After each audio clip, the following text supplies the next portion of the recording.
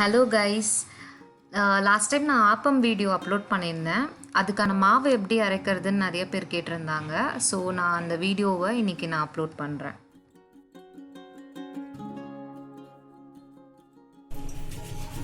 இப்போ பார்த்தீங்கன்னா இந்த படி 750 கிராம்ஸ். நம்ம ஃபஸ்ட்டு அரிசி ஊற வச்சிடலாம்.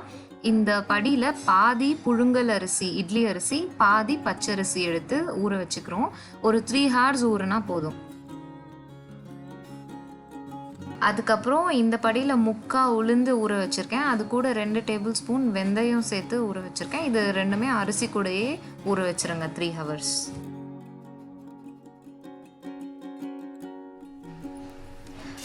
ஃபர்ஸ்ட்டு நம்ம உளுந்து போட்டு எடுத்துடலாம்.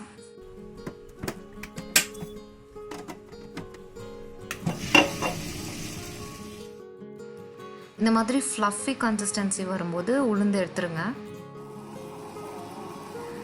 உளுந்துக்கு அப்புறம் அரிசி போட போகிறோம்.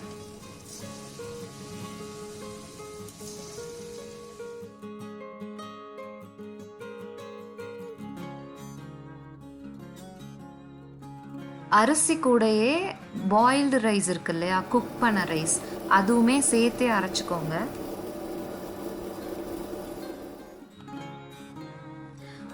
உப்பு தேவையான அளவு ஆட் பண்ணிக்கோங்க.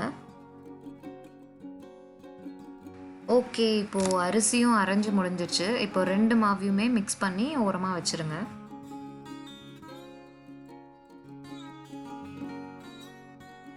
இது அடுத்த நாள் பார்த்திங்கன்னா இந்த மாவு நல்லா புளிச்சு வரும். நாங்கள் முன்னாடி நாள் நைட்டே பண்ணியிருக்கோம். ஸோ தட் காலையில் பிரேக்ஃபாஸ்ட்டுக்கு ஆப்பம் பண்ணுறதுக்கு கரெக்டாக இருக்கும். நான் இதை அடுத்த நாள் எடுத்திருக்கேன். இப்போ பார்த்தீங்கன்னா மாவு நல்லா புளிச்சு வந்துருச்சு. நீங்கள் ஆப்பம் ஊற்றும் போது இதில் 1 ஸ்பூன் பேக்கிங் சோடாவை தண்ணியில் கலந்து மாவில் கலந்து ஊற்றிக்கிட்டிங்கன்னா ஆப்பம் ஃப்ளஃபியாக வரும். தேங்க்ஸ் ஃபார் வாட்சிங் த வீடியோ. உங்களுக்கு இந்த வீடியோ பிடிச்சிருந்துச்சுன்னா மறக்காமல் லைக் பண்ணுங்கள், ஷேர் பண்ணுங்கள், சப்ஸ்கிரைப் பண்ணுங்கள். ஏதாச்சும் சஜஷன் இருந்தால் கமெண்ட் பண்ணுங்கள்.